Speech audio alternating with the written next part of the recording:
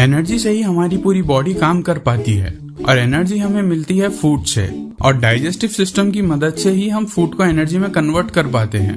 हम तो सिर्फ खाना खाते हैं और वॉशरूम जाकर वेस्ट को बॉडी से बाहर निकाल देते हैं, लेकिन खाने से लेकर वॉशरूम जाने तक हमारा डाइजेस्टिव सिस्टम बहुत ही ज्यादा मेहनत करता है। और इस वीडियो में हम यही देखेंगे कि डाइजेस्टिव सिस्टम काम कैसे करता है।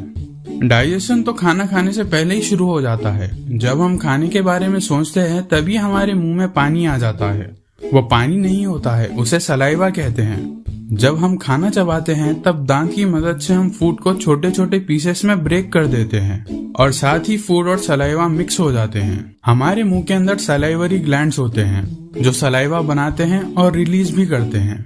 सलाइवा में कुछ एंजाइम्स होते हैं जो कार्बोहाइड्रेट्स और फैट्स का डाइजेशन मुंह के अंदर ही शुरू कर देते हैं, और सलाइवा की मदद से खाना सॉफ्ट और स्मूथ हो जाता है, जिससे कि फूड पेट में आराम से जा पाता है। इस चबाए हुए खाने को बोलस कहते हैं और जुबान बोलस को गले में ढकेल देती है। गले में दो रास्ते होते हैं, एक लंग्स का रास्ता और दूसरा पेट का रास्ता। अब बोलस को यहाँ से जाना होता है पेट में, पर दो रास्ते होने की वजह से बोलस लंग्स में भी जा सकता है और पेट में भी जा सकता है। अगर बोलस लंग्स में चला जाता है तो दिक्कत हो सकती है, और यही काम आता है एपिग्लॉटिस।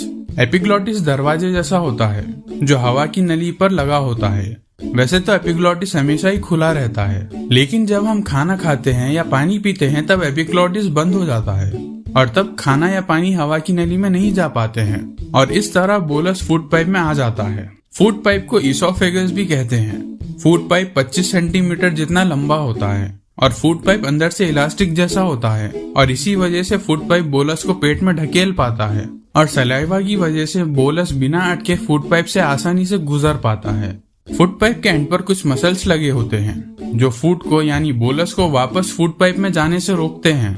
इन मसल्स को LES लोअर इसोफेगस स्फिंक्टर कहते हैं। जब LES रिलैक्स हो जाते हैं तब बोलस पेट में आ जाता है। पेट में पहुंचने के बाद बोलस की पिटाई शुरू हो जाती है।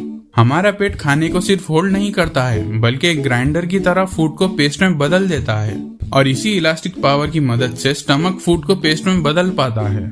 स्टमक अपनी इलास्टिक पावर से फूड को इधर उधर ढकेलता है, जिसके कारण फूड पेस्ट में बदल जाता है, और पेट में एसिड भी होता है, और वो एसिड है HCl, हाइड्रोक्लोरिक एसिड। HCl बहुत ही ज्यादा स्ट्रॉन्ग होता है, और पेट के मसल्स को HCl से बचाने के लिए पेट में म्यूकस रिलीज किया जाता है जो HCl को पेट के मसल्स के साथ रिएक्ट करने नहीं देता है।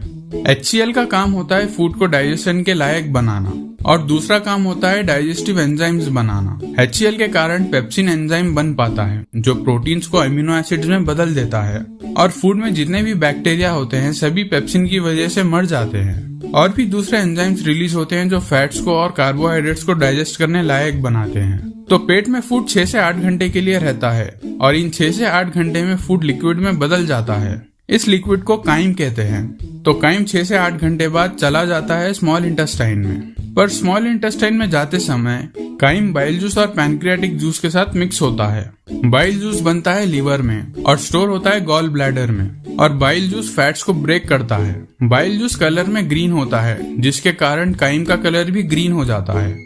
और पैनक्रियाटिक जूस में अलग अलग एंजाइम्स होते हैं जो कार्बोहाइड्रेट्स को ग्लूकोज में, प्रोटीन्स को अमीनो एसिड्स में और फैट्स को फैटी एसिड्स में बदल देते हैं। स्मॉल इंटेस्टाइन 7 मीटर लंबा होता है, और पूरे स्मॉल इंटेस्टाइन में अंदर की ओर छोटे छोटे विलाई लगे होते हैं, और विलाई की मदद से ही खून में न्यूट्रिएंट्स जा पाते हैं।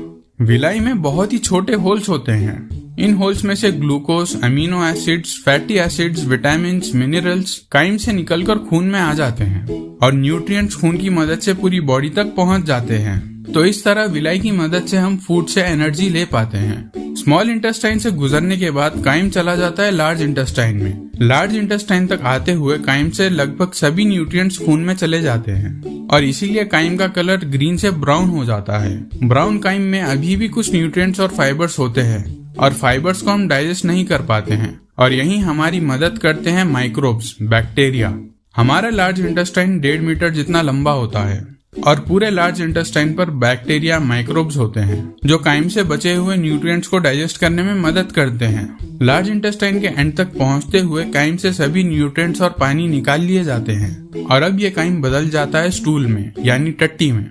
और लार्ज इंटेस्टाइन में ही स्टूल पर, टट्टी पर म्यूकस रिलीज किया जाता है ताकि टट्टी आसानी से बाहर निकल पाए। लार्ज इंटेस्टाइन में फूड बहुत ही धीरे डाइजेस्ट होता है और इसीलिए लार्ज इंटेस्टाइन में फूड को पूरी तरह डाइजेस्ट होने के लिए 30 से 40 घंटे लगते हैं। 30 से 40 घंटे बाद स्टूल चला जाता है रेक्टम में, जो कि स्टूल को, टट्टी को स्टोर करता है। और जब रेक्टम भर जाता है तब हम वॉशरूम जाकर उसे खाली कर देते हैं। तो इस तरह फूड डाइजेस्ट होकर बाहर निकल जाता है। अब आप डाइजेशन के बारे में तो जान चुके हो, पर क्या आप ये जानते हो कि हम पाद क्यों मारते हैं? तो पाद के बारे में जानने के लिए ये वाली वीडियो देखिए, और अगर ये वाली वीडियो पसंद आई तो लाइक कर देना। ऐसे ही वीडियोस देखने के लिए चैनल को भी जरूर सब्सक्राइब कर लेना। इतना ही था इस वीडियो के लिए। जय हिंद।